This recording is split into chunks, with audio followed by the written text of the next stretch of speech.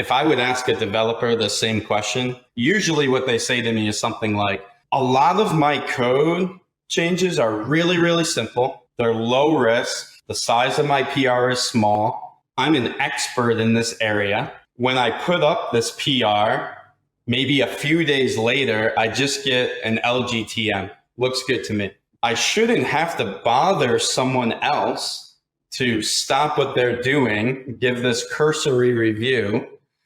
2 days later, give me an LGTM. Then I have to say, okay, this has been approved and merged it. So it's like, let's get the really, really simple, low risk changes auto approved.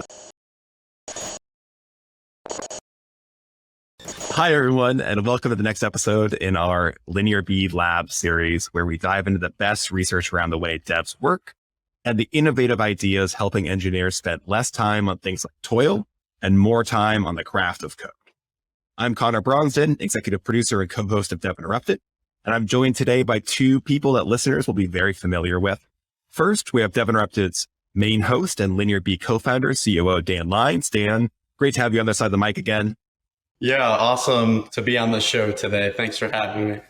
And honestly, I'm just sad that we're not in person here. I really enjoyed the start of season 1 when I got to sit down with you and our other guest, LinearB's other co-founder, the company's CEO, Keren, in person in Austin. So I'm super stoked to have you both in Santa Monica for this conversation. Ori, great to have you back on the show. Great to be here, Connor. Really enjoyed the first episode of our LinearB Lab series, where we dive deep into the data that we're finding with LinearB and the evaluation of the PR process and everything we're learning from it. And I think it has set the stage for this conversation where we say, great, you have CI, you have CD, lovely where everyone's getting these continuous integration, continuous deployment set up. But you think the future of CI/CD is actually CM CI/CD. And if you're asking yourself in the audience, does that mean what I think it means? The answer is yes, it means continuous merge. But to understand why continuous merge CM is the future and why we think the entire DevOps industry will adopt CM as a best practice in the next few years, we have to understand how we got to where we are today and where that research came from. So let's take a look at why CI/CD has become an industry standard and why the two of you started studying it. Ori, Dan, what brought you to begin to research CI/CD and look at shifting the process left? Yeah, this is, I was thinking about this between the two of us. And so I'm kind of thinking to myself, okay, why do we even have CI/CD? And I know for you, when you started developing, there wasn't ages ago. It was like eons ago at this point. There wasn't, I don't think there was a concept of CI/CD. So why, like when you started, what was everyone focused on? And then why did we need this CI/CD thing? Yeah, when I started working again, it was still even prior to the Agile Manifesto. I'm that old. So it was a waterfall kind of situation. You were planning the software, then building it and QAing it and deploying it. I don't know, it was like probably somewhere in a galaxy far, far away. Somebody else was like, in charge of it. That's right. And yeah, the industry made like a huge step progress, 2014 it was when CI/CD started to be, then started to be a thing, deployment. Yeah. I think like as an engineering community or like the DNA of engineers is like, let's solve the biggest problem at the time. So my guess is something like, okay, what are the most painful things 10 years ago or 15 years ago? Most painful thing, getting code out to production, not really fun. Let's develop all these tools that help with deployment. Let's continuous deploy. Yeah. Another thing that probably wasn't so fun, but now standard is we have lots of developers. They're all working in parallel. We're all going to merge into the same area. We need to test the system end to end, continuous integration. Let's make sure that's going smoothly. Now you have CI/CD. Those are like the two biggest problems, I don't know, 12, 15, 20 years ago, something like that. Absolutely. Now at LinearB, we have a nice luxury, let's say. We get to analyze millions of PRs in our LinearB Labs. This is an area that you're more familiar with. So like What are you seeing with the data there? Because basically there's a new pain, a new greatest pain. Yeah, it's a great question. So I think we kind of already started talking about this research, but basically, like you're saying, we are seeing a large portion of data. Close to millions of pull requests were analyzed by our data team. And the results of, we got to take a step back and said, okay, what is the thing that we were measuring? We're looking at cycle time or lead time for changes. If you look at the official DORA definition, it's basically the time it takes from when code is being committed until it's in production. And on average, what we saw, it's a 7-day process. Again, if you round the numbers up. And within those 7 days, what surprised us is 5 days are in the process of getting your code approved, noticed first, and then approved, all the review cycles until it's merged. Yeah. Of course, a lot of this time is idle, and idle doesn't mean perfect because there's a lot of context switches in this idle time. But 5 days between those 7 days, it's all about like getting my code merged and getting my code approved. So we're saying to ourselves, wait, so everybody's optimizing the deployment part, which is kind of like, it's not perfect. Not everybody is still perfect at DevOps, but it's kind of like being solved right now. Nobody is talking about this big problem of, hey, can somebody help me with these 5 days and make it shorter and less context switches and less pain and less, toil? Yeah. So that's what we're discovering there. You know what's surprising to me? Actually, shout out to the engineering community. I thought, and of course it depends on, which organization you're at, but like a majority, like the CD is looking pretty good. The coding time and cycle time looking pretty good. I was like a little bit shocked at first. Now I've seen the data for a long time, but it's really like 5 days out of the time, or what is it, like 50% of the time at least is in this area of really, I just want to get my code merged and I can't. Were you surprised by it? We were surprised, and it's even more than 50% in most of the organizations. Definitely surprised. We can probably open up the conversation and talk about the factors. A lot of this is like the pandemic changed their work habits, and people can't like tap on the shoulder, hey, can you help me anymore? It's more like yeah, that's true. Hybrid kind of situation. The problem even got a little bit more severe in the last couple of days. Definitely we were surprised. And yeah, we think it's the most overlooked problem. If you can take like a broader look in the dev enablement, in the dev experience. Yeah, one of the big takeaways when I read the report was that PR size piece too. So obviously, like Dan, you mentioned one of the big facts, 50% of PRs are idle for 50% of their lifespan.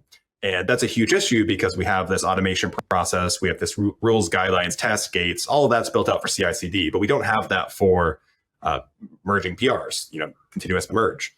And a deeper piece of that really, I think, helped us identify that there was this problem to solve is that PRs with 600 lines of change or more take 3.5x longer than 50 changes or fewer. So there's clearly an opportunity if we can create those rules, create those guidelines, and set up some automation to help this whole process and move a lot faster and reduce cycle time. Yeah, absolutely. Yeah, that's what I was saying before. It's like, okay, where's the biggest problem now? Now the biggest problem for a developer is I'm having a hard time getting my code merged fast, to say it like really bluntly or explicitly.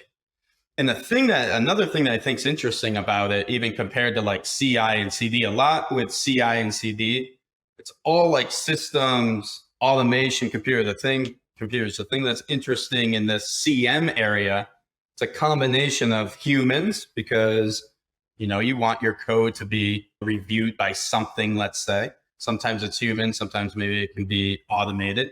And I think that combination of we need some automation here to solve this problem, and we also have to respect that it is like a social process. I think that's like another challenge here that doesn't exist maybe as much in the other areas. So it's like causing the industry to be like, I think, a little slow to know exactly how to fix it. There's a bottleneck there that you identified around the PR review cycle where it's just kind of leaving all this, or I used the phrase idle time, where PRs aren't being acted on. And I think you mentioned that this is the number one undiagnosed problem in developer experience. Can you maybe expand on that, Ori?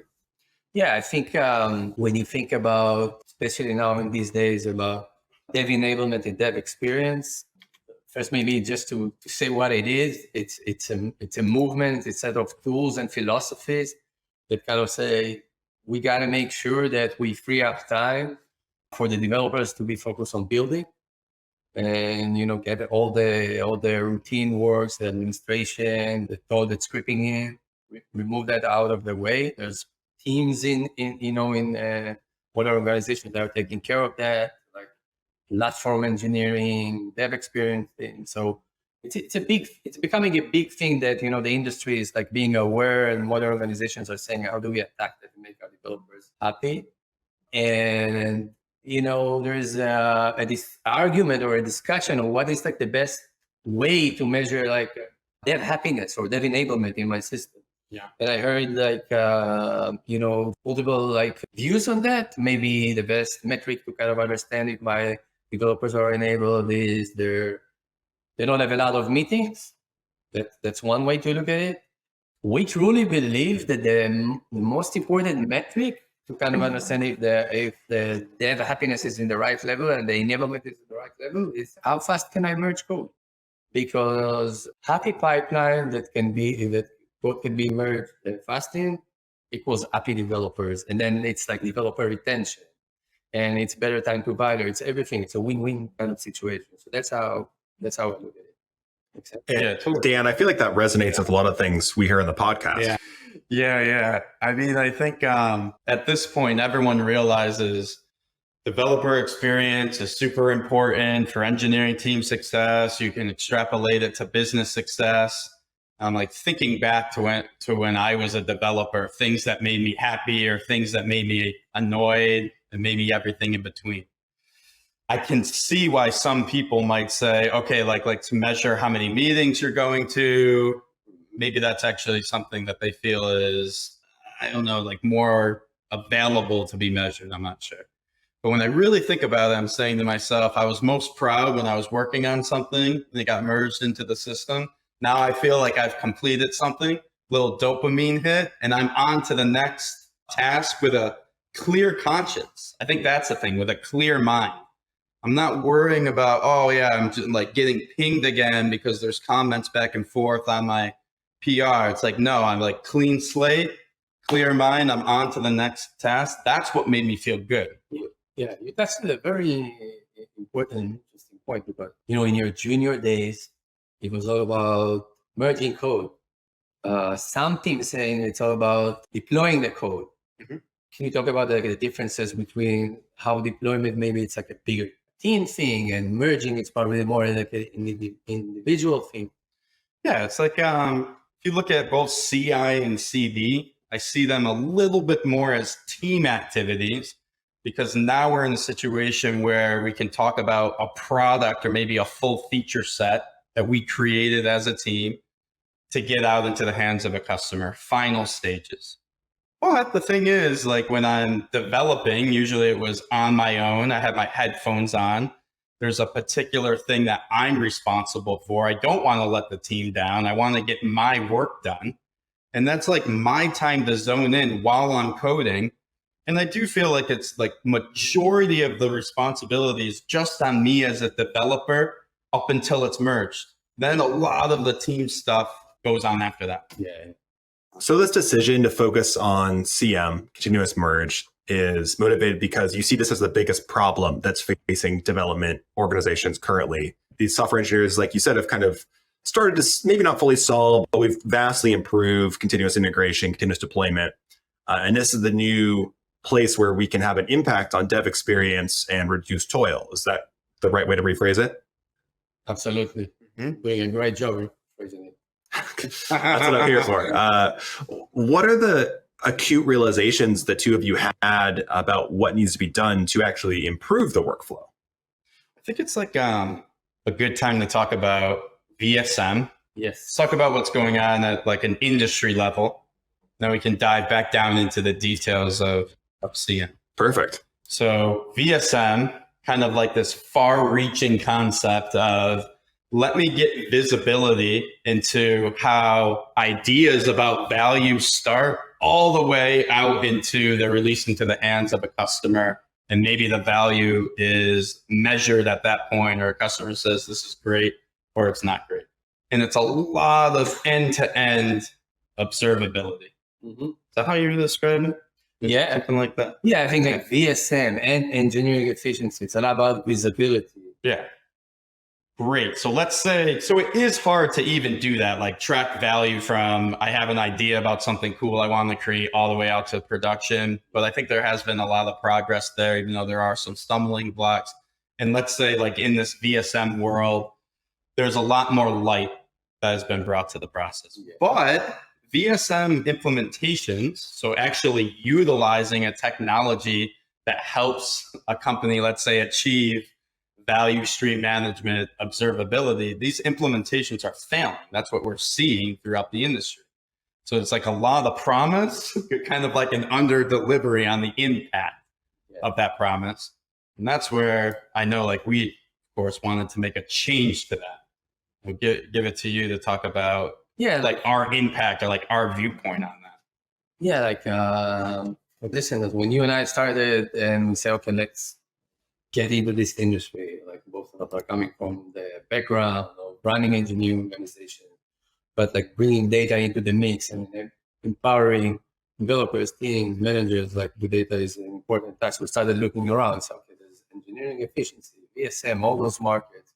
But what's really happening is that, yeah, the managers get visibility, which is great. Right away, it's a good start. Now going from darkness to visibility, it's a great start. But then when you want to start rolling out improvement, like you said, there's failed implementation. And we said, well, what's the reason for that? And got back and did more research and reminded ourselves of what happened to us. And we said, yeah, of course, it wasn't shifted left yet. It's a manager's tool, and developers are not part of that improvement journey. So at least in our, in the way we're trying to attack this problem, both with our product and community and everything that we're doing, is to say, hey, okay, great, the dashboards are great. Things like from ideation to production is great. Tools for improvements at the end of frontline managers and developers in order to improve. It was like this step one of that. And joining like the VSM journey, it's kind of like got us to the point where, okay, now we're seeing where the problem is, like getting code merged. And yeah, we can talk about how it's sometimes when you run a business, an interesting decision. Should we double down here and build something that helps solve like a major problem that we're seeing in the industry? Yeah, that's probably some like great description. That's probably the most interesting point. So now, for Ori and myself, so we have all this data, we have a lot of customers, we're providing a lot of great observability, and we have a decision to make. We have to say to ourselves, are we just going to provide metrics and observability, which again, very, very important. But what our customers are saying back to us is, okay, this data that you're providing is unbelievable. Love it. Great. Using it all the time. In this particular area of cycle time, this is where we're calling continuous merge, I'm having a problem improving here. I can't just improve by talking about it with my engineers. Again, it's a combination of people things, automation that needs to happen. I don't have, like, what do I do to actually get better? And so for us, we made a decision to say, okay, the LinearB platform, it's awesome. It has all the observability that you need. It has a project delivery tracker. You can manage the delivery of your project. But we also are very, very into, let's provide a native solution that will actually put tools into the hands of developers that allow them to achieve this continuous merge state. And kind of that's what we decided to do. So it's like very, I think, important decision in our history, or kind of like our philosophy of what a great company is in this space. So let's talk about that solution. What is it? How are you going to try to automate or improve this continuous merge process? Yeah, great question. Let's start with some of the problems that we're seeing, or talk about why. So in the LinearB dashboard, I always think in colors, right? Green means that that area of cycle time is going very, very smooth. And red means we have a blocker here. So why is the middle of cycle time red? We got some problems. Yeah. I think a few things are happening there. My favorite one, I'll start out with my favorite, and then there's like a few others. What I see happening when I talk to developers and development teams is all changes right now, so changes to the code base, are being treated like they're all exactly the same. And they're not exactly the same. So as an industry right now, most of the time we're saying, regardless of the change, so regardless of the size of the change, the risk of the change, the service that it's changing, the repo that it's in, we're going to go through the same review process. Usually it's something like, I'm going to open a PR. I might assign the PR to at least one person, or I might ask in a Slack channel, can someone review this PR? They're going to pick that PR up when they're ready. Of course, they're already working on something completely different. They're going to, have to change what they're doing. Come to my PR, a few asks back and forth. I'm changing code. I'm updating it. And eventually it gets merged. That's the process that, let's say, 95% of teams are going through today. And we feel that if we're able to, and this is what we've been able to do now, treat these PRs or treat these changes differently based on a few factors, we can unblock that bottleneck. So I think you described it very well, but can you give probably the good examples of what are the differences that we see like in different PRs? What are the attributes even that we're looking into in PRs? So usually, like if I would ask a developer the same question, which I have conversations around it, usually what they say to me is something like, a lot of my code changes are really, really simple. They're low risk. The size of my PR is small. I'm an expert in this area. When I put up this PR, maybe a few days later, I just get an LGTM. Looks good to me. So if I think about what that means, it's I believe that the changes that I made are extremely low risk. I shouldn't have to bother someone else to stop what they're doing, give this cursory review. 2 days later, give me an LGTM. Then I have to say, okay, this has been approved and merged it. So it's like, we can talk about it as like a use case. Let's get the really, really simple, low risk changes auto approved. We do not have to go through the, let's say, slowest review process. That's the first one that I usually hear. Now, I think we have to respect the other side of the spectrum. Another thing that I hear from development teams is sometimes our changes have to either be large, or they're in an area that have had previous bugs, or they're touching sensitive known areas of the system.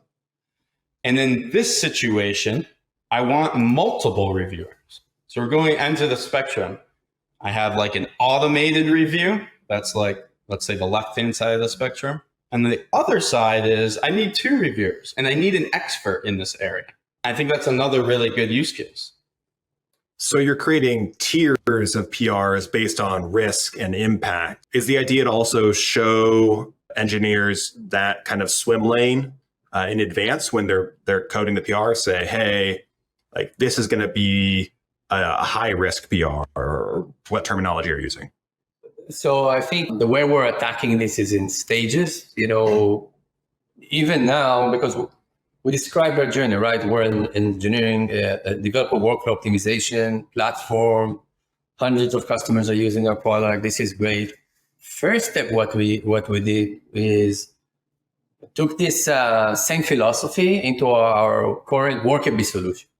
So basically, let's immediately identify those small PRs and move them to a faster lane. You can view the code even directly from Slack, and we call it fast lane approved. So it's kind of like a rule that's baked into our product, which is a great start. But what I want Dan to talk about is something that is even deeper than that, because we saw so much early success and a lot of traction and usage for that. And we said, wait, this is bigger than that, right? Let's have people program their lanes and with some of the use cases you just described. So maybe you can elaborate on that. Yeah, it was like a progression. Like, some people listening to this have probably used Worker Bee or heard of Worker Bee. It was kind of like an incremental stage to get to the mental model that says, yeah, I need to classify all, PRs in a few different lanes. We kind of created the first lane, I guess, organically. The first lane that we created was, if there's code changes that are 5 lines or less and only within one file, let's send that snippet of code in Slack to the reviewer so that they can look at it super, super quick. It doesn't have to wait in line between all these larger reviews. Let's get it to the front of the line. So we usually say fast lane terminology here. And let's get it reviewed, approved instantaneously almost. That was a hit within our customer base. And then you can start extrapolating from there. Oh, why was that a hit? It's because we're not treating every single PR the same. We're getting the easy ones through. And then Dan, quick question. Go ahead. How many of those fast lane, what's the percentage of PRs that fall into that fast lane category? Yeah, even with what Dan described, like small PRs, touching one files, low risk, which is also important, right? Because we're all you can do like people that have been in the industry can understand that sometimes even one line can make a huge risk, but when it's a low risk, and we can elaborate later how we do it. So if you try to zoom in on that group, it's between 15 to 20% of the pull requests that are out there. Wow. Are like that. And like Dan was saying, they're all piling up, and they're now 10th in line on the same queue of PRs. And all of this queue is context switches. So a lot of the time you can save that, and people are approving it fast, and you save all this toil that's creeping in on a daily basis. Gotcha. And so you've created this fast lane, people are using it. What's next now, Dan? Yeah. So then what we said was, well, actually, it kind of came again from our customer base. On the other side of the fast lane, then we hear we have some larger changes. And in these larger changes, we would like to have a rule or a policy that says, let's have multiple reviewers. Okay, great. So now we have different ends of the spectrum. We have code changes that can either be auto approved or reviewed very, very quickly. By the way, I think there's like a data point. I think it was something like 75 or 80% of those really, really small PRs, the comment was just looks good to me. There's no changes being added. It looks good to me, or keep it. Everybody has their own flavor. Yeah. But I don't need to wait 48 hours to say go. Let's just make it go. But yeah, so like you start getting like these other classifications that people are using. Other ones that we've heard are, hey, you know what? I feel like my development team is broken into silos. Yeah. So now we have like a silo breaker classification. Okay, let's make sure that there's like a rotation of review so that code knowledge is being dispersed between the teams. Yeah. So for example, if it's like a front end or full stack code, and I want like back end developers to kind of learn, I can create a rule that says, you know what, every now and then take like a full stack PR and shoot it for like the back end. Route it to the back end developer. And that's one of the problems that a lot of engineering organizations are trying to solve. How do I increase like the overall knowledge that we have in the silo breaker? Yeah, silo. This is interesting because I know Worker Bee originally was designed, okay, let's find a reviewer. Let's find them more quickly. Let's give you an opportunity to like promote and give context to them so they can more easily do the review. And they make the review process more efficient and kind of get that awareness to your team members so you can like promote your PR in Slack and also compare availability. Now this is like the next step of like, okay, now we're going to automate some stuff. Yeah. We can, and this is where continuous merge starts to come in, it sounds like. Yeah, this is all like everything that we're talking about is like how, like, what do you need to overcome to get to a continuous merge state, right? For developers, for the team. The other thing that you like kind of jogged my memory that you just brought up there. The thing is, if a PR is being assigned to me and it can be in any, let's say, size, any risk level, any area, any like severity of importance. Mentally, as a human, I'm kind of saying to myself, oh, I don't know, like I'll get to that later. Like, I don't know, it could be worth my time. Maybe it's not worth my time. I have no idea. So when you create these different lanes, you're actually giving context to the reviewer. I'll give an example why. Let's say that we have a lane where either really, really small changes of code that are like completely low risk, or I'm only changing documentation, or I'm only changing tests. Those ones, let's say, are getting auto reviewed and therefore approved by, the CM system. Now I know as a reviewer, the ones that are coming to me, they actually need my attention. It's not just like taking me away so I can say LGTM. Now I like lost my context. Like, no, like my review is actually needed here. That's giving me context and incentive to actually help my team. So in multiple ways, you're empowering both the reviewer and the person who wrote the review. Absolutely. Exactly. So you're saying like, and this is important because I don't know if we said explicit enough with CM, and we still didn't talk about like the new product and its name and all that. We'll probably get to it, but with CM and our new solution or addition to our solution, yeah, those 20% of the PRs based on the classification. And I can code it, right? I can code it with like YAML rules and all that. All programmable. All programmable. I can make sure that, the 20% that are low risk are being reviewed by a bot, right? Yep. And not by humans. And two things are happening. Those 20% are merged faster without a risk because it passed the right classification, and of course, without violating any policies. And the 80% that get to actual individuals, they already know it's important. Yeah. And they're even more focus, more energy, and more context on what they are. Yeah, totally right. And I would assume this also incentivizes developers to break their PRs down into smaller chunks too, because they'll get reviewed faster, which then helps speed the whole process up. Yeah. Well, I mean, I think that's like another important aspect of CM. It starts in the coding phase for developers. So a problem that we have today in this bottlenecked area is, as a developer, I don't really have any view into what will happen to my code. Or maybe I might just know, like, no matter what I do, no matter what change I make, it's going to go through the exact same super slow process.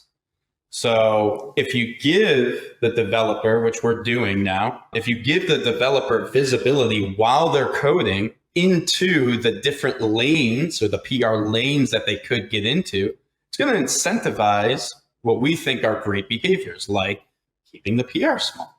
If I keep my PR small, if I'm not changing risky code, I can just like streamline, I can get through. Yeah, so this is really, really important. So first of all, PR size, we talked about it in other conversations. It's the one metric that makes a true impact on all the door metrics. It's an early indicator that will, and not a lagging indicator that will like kind of improve it. So that's one point. But you were saying something that I think we should emphasize while I'm coding. So this thing, and this is like a new, something new that we didn't do until now. While I'm coding, where? I'm coding in the IDE. So this information will be visible to me as I do changes. Yep. A lot of like the things that are happening right now are happening after I issued my PR. And if it's big, I'm going to start breaking it now, etc. No, probably I won't do it. If it's pushed all the way left while I'm building, this is dramatic because now I can see what's going to happen. So how are you shifting that information left so the developer can start understanding this in the coding process? What's the solution here for continuous merge? Yeah, so we have a new product. It's called gitStream. It's like super, super cool. Lots of teams using it. And there's a few like features, let's say, that I'm going to go over here that relate to all of the problems that we've been talking about, the bottlenecks that developers are going through, the toil that they're experiencing. The first thing about gitStream is it's totally programmable. We've been talking about rules. We're actually using what we call .cm files. This is a file that you can describe the characteristics of the changes, like the size of the change, the coverage of the change, security of the change. And when you're able to describe these different criterias or these different characteristics of a PR, you can then put them into lanes of different actions. Some of them should be auto-approved, for example. Okay, it's just a change to documentation. Let's approve that with gitStream. Other ones, like we said, hey, maybe it is a really, really big PR and it needs a particular person to review it. Have to have, the service owner review this. It allows you flexibility to do that. So now every team, and of course, something we learned, every team and project is different. And that's why you need this flexibility, all programmable, to create your own rules. Yeah, some of our customers are saying, this product is still in POC mode. Mm-hmm. So maybe I don't need, it's still not out in production. Maybe I don't need any, any PR review. So you can have rules right? Yep. If it in this repository and these two developers that are in POC mode, just automatically merge, and now things are not by. Yep. Every repo's different. Every maturity level of the project's different. So now, we give a few basic rules out of the box, but every team can program, however they want to classify and take action on PRs. Now, the other interesting aspect of it, Connor, that you are getting to, is that there's an IDE extension. So if you're using VS Code, there's an extension there that can be installed. And while you're developing as a developer, you can see what lane you're fitting into. And you can see what you need to do to get to lane A, B, or C. So for example, let's say that the fast lane criteria is 100% of my changes need to have unit test coverage. Well, that our plugin will say something like, yeah, you're 90% of the way there, but you haven't achieved this fast lane yet. Here's what you have to do to get there. Oh, now I'm incentivized to do the right thing so I can get my code merged faster. And I think that's the last important, extremely important aspect of a CM solution. You have to give the developers visibility while I'm coding. So gitStream is a solution to help solve continuous merge and enable this process to move faster and help developers get things done and reduce context switching. Is there a cost? I think it's an important also philosophy for us. So it's free. Want to make sure that, because really it's the community is struggling with this right now. So it's free to get started. We have thousands and thousands of PRs are getting routed. I highly encourage anyone that's interested in solving that problem for yourself as a developer. Yeah, check it out. Check out gitStream. All right. So just to make sure I got this down. So there are 3 lanes you've built in, but teams can start building their own with these .cm files and kind of solve this continuous merge problem. It's free, and you find it at gitstream.app. Is that right? That's right. Awesome. This is Future Connor here. No, it's not gitstream.app. It's actually gitstream.cm. That's gitstream.cm. We had the website wrong for the recording. Anyways, back to the show. Well, Dan and Nori, this has been super fascinating. I love that you have thought through the specifics of CI/CD and said, okay, how can we start solving this earlier in the process so we can improve every step? Because I think it's pretty clear that if we can find ways to improve continuous merge, through gitStream, we can also make the CI/CD process move faster, be easier. Are there any closing thoughts that either of you have around what you want leaders or developers who are listening to this podcast to take away from this conversation? I just want to share a very, very personal experience that I had, the seeing art. My best test is to seeing how our own engineering team reacts to stuff that they're building, and seeing their reaction once we roll this out and they started building wood and how fast they adopted it, and the happiness of saving time and putting emphasis on the important thing security, etc., was amazing. So I encourage everybody, and I hope everybody has the same experience. Awesome. Well, thank you both for coming on and walking us through this concept. I know if I was on a dev team right now, I'd be super excited to say, hey, I can auto merge these small PRs that are 5 lines. I don't need to do much. And as a leader, I can definitely say that when there's 500 changes to a PR and it affects the security of the app, like I want 2 people to review that, maybe 3, depending on the app. So I love that you've kind of thought through this, and I'm really excited to see where continuous merge goes. I can tell there's a lot more coming, and it's very exciting to get started with gitStream. Going to make a huge impact, I think. So thank you both for walking us through it. Thanks for having us on. Thank you.